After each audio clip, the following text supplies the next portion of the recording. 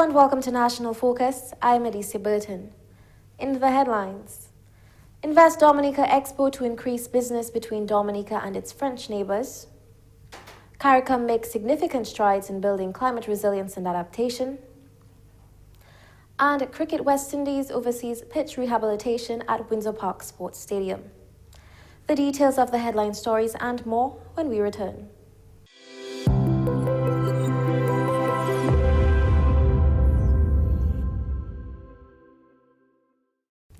Welcome back. Invest Dominica Authority, in collaboration with the Caribbean Business Cruise, has hosted an exposium on February 26 to foster increased commerce and investment opportunities between Dominica and the French islands of Guadeloupe and Martinique. Leader of the Caribbean Business Cruise, Isabella Donis Flandrina of Guadeloupe, is elated to host the first edition of the Caribbean Business Cruise 2024 in Dominica. We are here today to meet Dominican people, Dominican business, women and men, to find how it is possible to make a bridge between Dominica and Guadeloupe, Martinique, Saint Martin, France and Africa, because we have people coming from all of those countries. She says the purpose of the initiative is to build and establish business connections. First, it is a business bridge. That means, for example, I know that tourism is very important for you, and tourism is the first step to do business. So I think with this bridge, we have to make a link between business people, between a human link. The first is to have a human link, and then we can talk about tourism, about culture, and about commercial topics. Senior Investment Promotion Officer of Invest Dominica Authority, Hermina Augustine, welcomed potential investors and stakeholders to the function. She highlighted potential areas of investment to explore in Dominica. Some of the areas where we have for opportunities, boutique hotels, eco resorts, eco lodges. This is something you can invest in Dominica. We are not only looking at the smaller hotels, we are also looking at more luxurious hotels. Some of our top resorts are Secret Bay up in Portsmouth. We have Intercontinental. We have Rosalie Bay, which is in the southeast. We have Jungle Bay and Petit Colibri, which is down in the south. So we have some very top resorts in Dominica. And as our tourism demands, we are increasing our hotel room stock right now. So we need more. We actually need more rooms, more export-ready rooms that you can make an investment in. Also, we have opportunities in tour and wellness service providers, e-commerce and branding of ecotourism concepts, adventure and water parks, and we also have local properties for sale, including some small hotels. A number of measures have been implemented to facilitate the success of foreign investors. For all what we speak about, the different opportunities, we offer a whole slate of incentives to investors. By incentives, what we mean is we have laws which allow us to help and support people when they come. So we can waive your taxes, your duties, your value-added tax. When you come to do business, the different taxes you would have to pay on things that you import, we will remove it, so it will be easier for you. The government of Dominica has made continuous strides to improve the tourism sector, which opens new avenues for commerce in Dominica. Government provides tremendous support in all the sectors, and tourism is one of them. Today, the government has invested major projects, example for the new hospital, for the new airport, and where government is also looking at a new port, which can help us with our tourism. You come to Roseau today, we also have a cruise ship in Portsmouth. In the north, we have another ship which came, so we have 2 cruise ships today. So we not only come to Roseau, sometimes we have 2 in Roseau and 1 in Portsmouth. And we are improving our infrastructure, we are improving our roads, we are working on a new international airport, and maybe soon you will see a new cruise village. Invest Dominica Authority is the government agency responsible for promoting and facilitating investment in tourism and industrial activities. Rehabilitation works are currently ongoing on the cricket pitch at the Windsor Park Sports Stadium as government moves to bring the stadium up to international standards. The work is being supervised by pitch consultant of Cricket West Indies, Mr. Chris Wilkins. Mr. Wilkins says the work was initially aimed at levelling the pitch to international standards. However, upon commencement of work, a few more issues were discovered extending the project. We came here a few days ago, we assessed the ground. We found it was slightly high in the middle, so we needed to target that area and bring the levels down. Upon doing so and just starting the work, we found a couple of other issues. One of the issues was about 10 mil from the surface there was a break. So it's like two plates that don't bind together.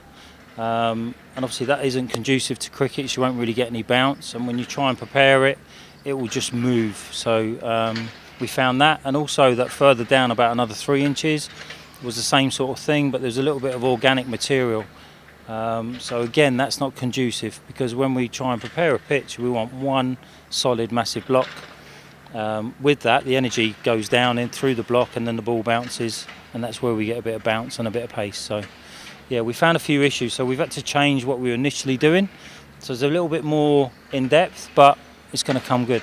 Mr. Wilkins explained that this project is important as it will ensure that Dominica has a quality service for all levels of cricket. This particularly is important. I mean, we've identified the problems, but we're now putting it right. For anyone who plays here, no matter what level, that the groundsman can prepare a surface that's best for everybody. That the ball, they're going to go out there, the ball's short, it bounces on the short length. If the ball's up there, and it will just bounce and be true. There's no point in giving up or playing a hobby and coming out on a surface that isn't great. You want it to be the best it can. So this work will definitely improve the facility and the surface. He says the entire project will take up to 12 weeks to be completed and ready for play. This job at the minute probably takes us 5 days to reconstruct it. The time afterwards, you're probably looking at a period of about 10 weeks for it to be watered heavy for the first 2 weeks. Then fertilisers applied to grow it in for about up to 6 weeks, so 2 or 3 applications of fertiliser. They'll then start to use the pitch mowers, which is like 150 weight. We'll go over it and start to lightly roll but also cut. And then about weeks 8 and 9 you'll start adding extra rollers and start compressing it. And then from about week 10 you can start preparing pitches and then play on them. So you could have matches on this, if all going well, weather and everything, in 12 weeks. Mr. Wilkins added that the new pitch and maintained facilities could prove to be a source of exposure for Dominica and its cricketing facilities.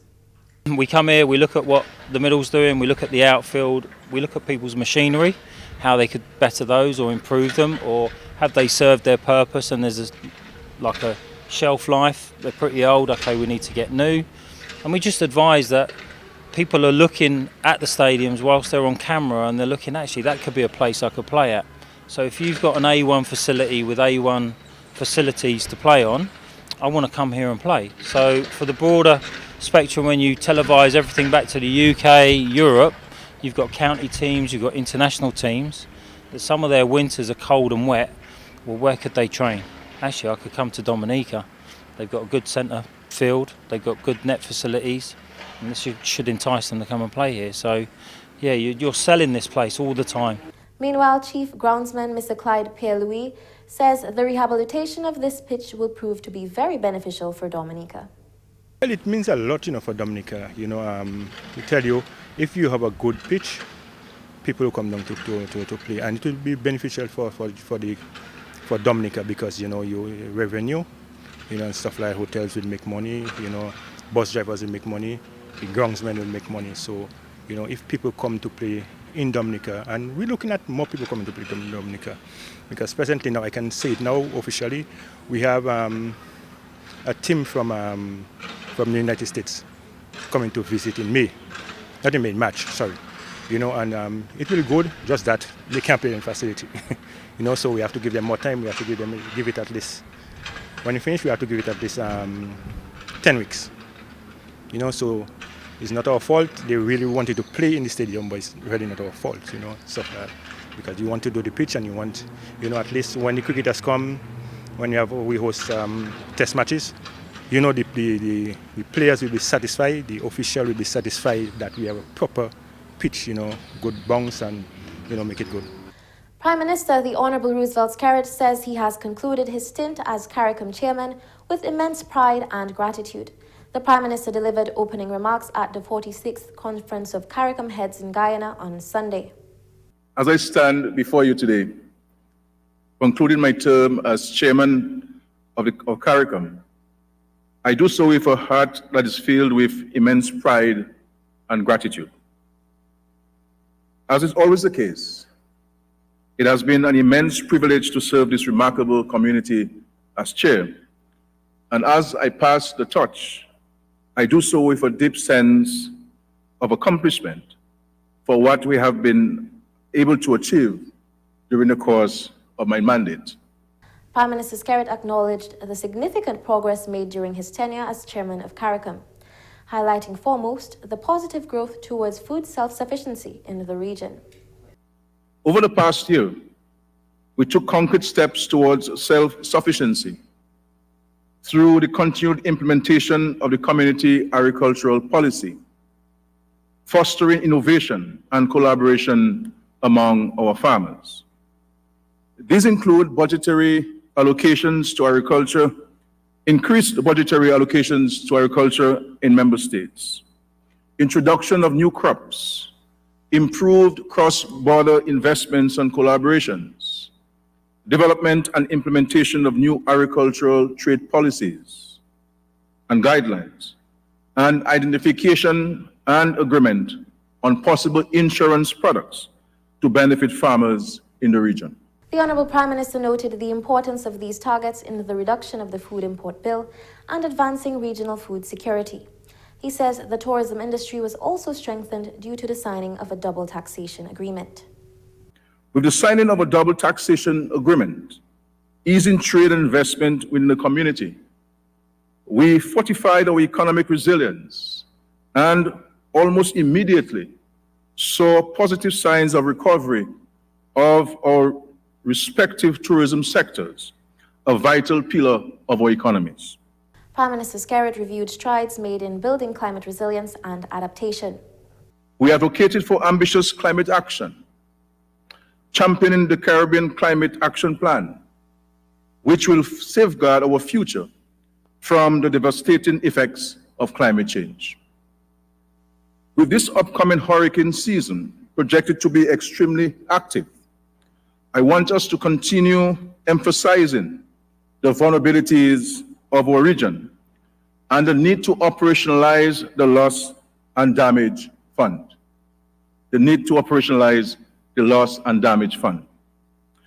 I therefore look forward to the SEEDS conference in Antigua and Barbuda in May this year, where we can continue to highlight CARICOM's unique needs and concerns and advance collective action. He described the summit in Saudi Arabia as a significant milestone in building international relations for further investment in the region. But I want to especially single out the success of the first CARICOM Saudi Arabia summit held in Saudi Arabia in November of last year. The summit focused heavily on investment opportunities, with Saudi Arabia pledging to bolster our infrastructure, renewable energy, tourism, and agriculture sectors. Let me take this moment to publicly thank His Excellency Abdel bin Ahmed Al Jubeir from Saudi Arabia for your joining us at this 46th meeting as a demonstration of your country's commitment to advancing and strengthening the relations between Saudi Arabia and the Caribbean community. President of Guyana, His Excellency Dr. Irfan Ali, is the incoming chair of CARICOM. Prime Minister Skerritt reiterated his support to regional unity and development. It is therefore fitting that with a strong sense of pride in our accomplishments, I pass the baton to His Excellency Dr. Irfan Ali, President of Guyana, and assure him of my unstinting support and cooperation.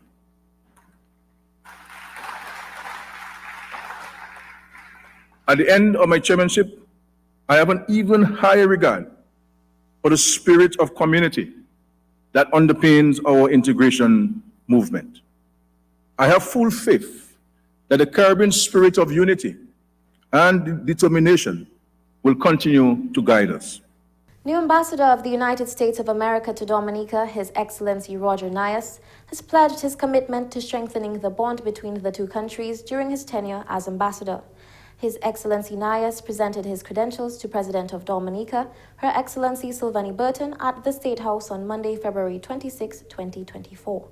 This was President Burton's first credentials engagement since her election as president. Ambassador Nias says the two countries have worked together over the years to foster a strong mutual relationship. Since the establishment of our diplomatic relations in 1978, the United States and Dominica have worked together to foster a robust partnership rooted in common values and a commitment to addressing shared challenges.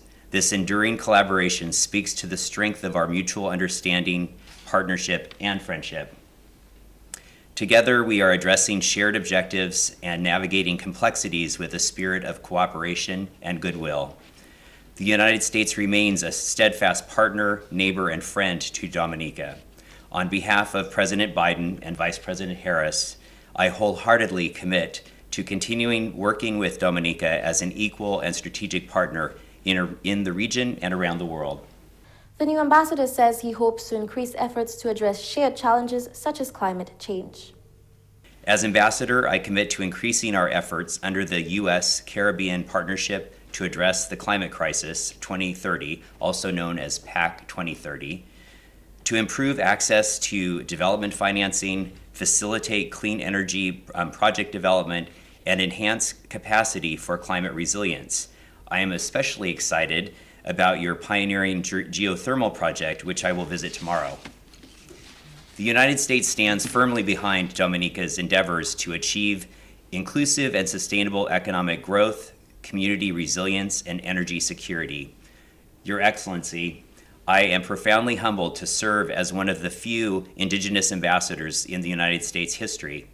I am the proud son of a Chinook Indian mother and a Norwegian American fisherman father.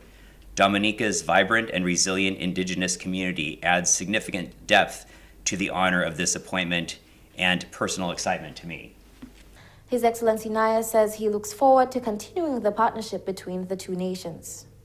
I greatly appreciate the warmth and hospitality extended by Dominica to the United States, as evidenced by frequent visits by embassy staff and U.S. government partners, and I sincerely appreciate your gracious welcome today.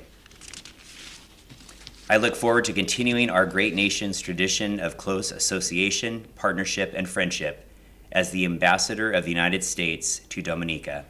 Dominica and the United States of America established diplomatic relations in 1979. You're watching National Focus. More when we return. Because the restaurants themselves, they have to show a quality product. Tourism and agriculture go hand in hand. That's what I think.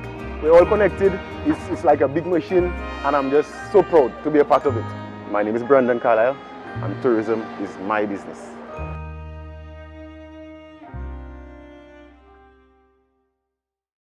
Welcome back. Destination Marketing Manager at Discover Dominica Authority, Ms. Adicia Burton, says Dominica still remains largely unexplored. Ms. Burton, who took up her new post on February 14, is excited about the prospects for Dominica's tourism. There are individuals, because I did have friends who came over in December, and she told me, "You all are blessed. This place is beautiful." There are other individuals who are looking to explore new islands. They're staying in their islands, or they go to close by islands, but they've never explored Dominica and truly experienced Dominica. I've actually shared numerous times. The heart and soul of Dominica is the people, because she felt so comfortable being here. She said, "I feel safe compared coming from Trinidad. As a woman, it was 2 or 3 of them traveling. As women, I feel truly safe." And that is something that we could actually truly package and position safety women travelers, safety in here, and you have a majority based on statistics, 80 something % of travelers are women. And now there's a move of solo travelers or women group travel. Dominica can position themselves as a safe destination within the region for other regional travelers to come and enjoy Dominica. The construction of an international airport, the introduction of new hotels, a new whale sanctuary, and innovation in agriculture are collectively expected to breathe new life into Dominica as a tourist destination. I'm excited. Just this morning, one of my colleagues and I were discussing all the upcoming projects, and I'm truly excited. And at the beginning, I said Dominica is rich with potential. We are rich with potential. And what we have to do really now is to position ourselves as this up and coming destination that's going to take the region and international stage by storm. And all the new products that are coming on stream. So definitely, I'm truly excited to be part of the team come with all these new products coming on stream. I'm looking forward to truly curating marketing strategies that will,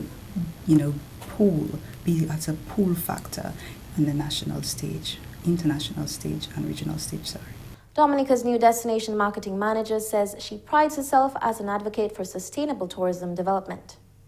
That is my specialty, that's my expertise. However, for me, sustainable tourism development, I love to focus on the livelihood aspects because it really truly addresses the human resource, and I love people. So the human resource aspect or the human aspect of sustainable tourism is my passion when it comes to ensuring that individuals are able to create sustainable livelihoods via sustainable tourism development, and that is mainly community-based tourism or heritage tourism. It literally should provide a base for young entrepreneurs within the community to feel that, okay, I could do something, I could provide a service that will help me have an income that is sustainable, and it's also offering something for visitors. Revitalizing dwindling tourism markets and new niche markets are just two of the goals of the newly appointed destination marketing manager. Re-establishing ourselves in the European market, truly re-establishing ourselves in the European market. Based on research, we realize that a lot of the French market find themselves in Guadeloupe and Martinique, but they're just a boat ride away, and they don't come over to us in droves as they're supposed to be doing. That is a market, I believe, that is ripe for picking. And we need to create certain initiatives that will pull them, serve as pull factors to Dominica. She says Dominica has a lot to offer, and it's time to open up the island's tourism product to Europe. I truly believe that we could really, really ride that wave that is happening in Guadeloupe with the French market and European market from Holland, Neighbours, these places, even tapping into the UK market when we look at the different routes in terms of flight, how we could work with the UK individuals flying to France, from France to Guadeloupe, and then making their way down to Dominica. Actually, statistics just said that majority of our arrival comes from our ferry terminal.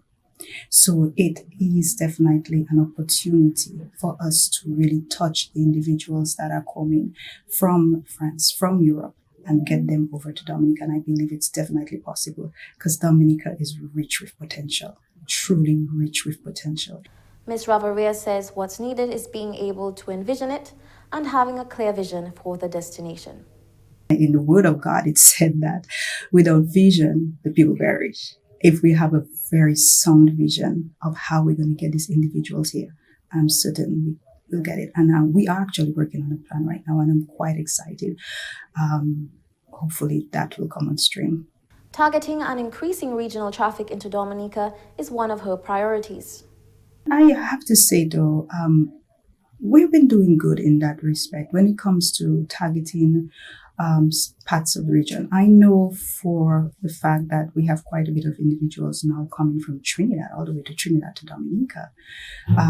We ourselves have started noticing the amount of individuals coming from St. Lucia, our sister island. So the potential is there to even expand. And what I have to say is that Dominica has some truly amazing offerings. The World Creole Music Festival is one such example. That brings, individuals from all over the region. We have started positioning ourselves using World Creole Music Festival as a festival and events destination, and knowing and truly understanding the psychographic of our people, the Caribbean people. We like to have a good time. And for that reason, I think truly positioning ourselves in the Caribbean, in the region as a festival destination can be what will take us to the next level. Coming up next, the Creole News highlights with Jeno Jacob.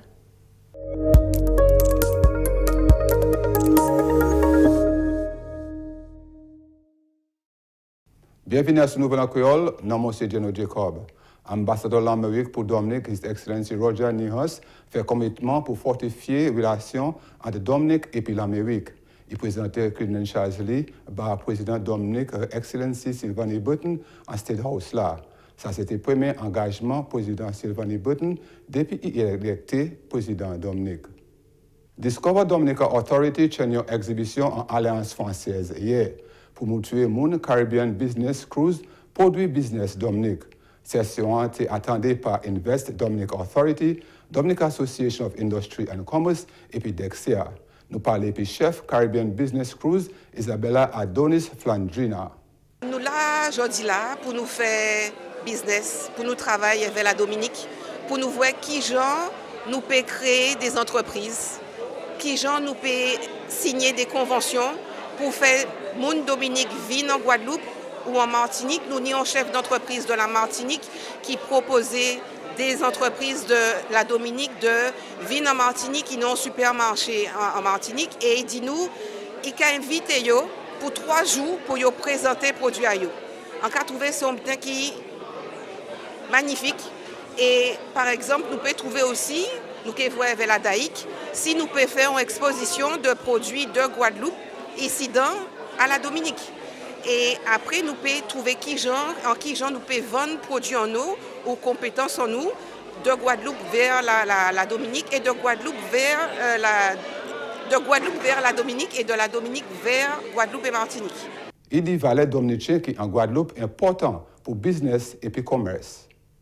C'est important parce que, comme on a dit, il y a une communauté de Dominicains en Guadeloupe et en cas pensé, ils sont très intéressés à faire business, à faire affaires, à faire commerce, à faire produits. Ils ont déjà commencé.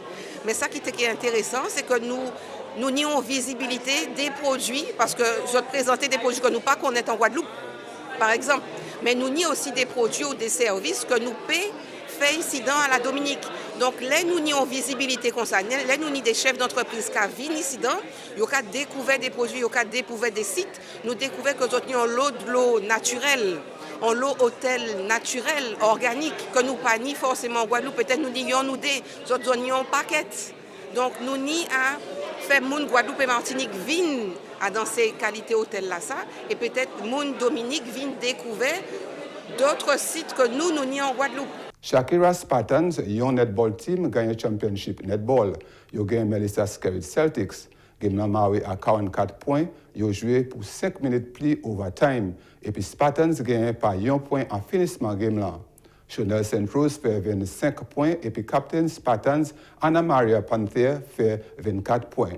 Melissa Williams fait 33 points. Et puis Kayla Winston fait 13 points par Celtics. Captain Melissa Skerrit Celtics dit, malgré yo pas gagné game là, c'était un bon game. Ça c'est tout à ce nouvel en créole. Non, moi c'est Jeno Jacob. Au revoir.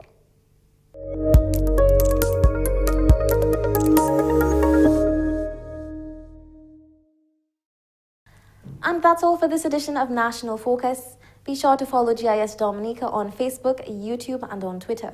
You can also drop us an email at gis@dominica.gov.dm. From all of us here on the GIS News production team, I am Adicia Burton. Thank you for watching.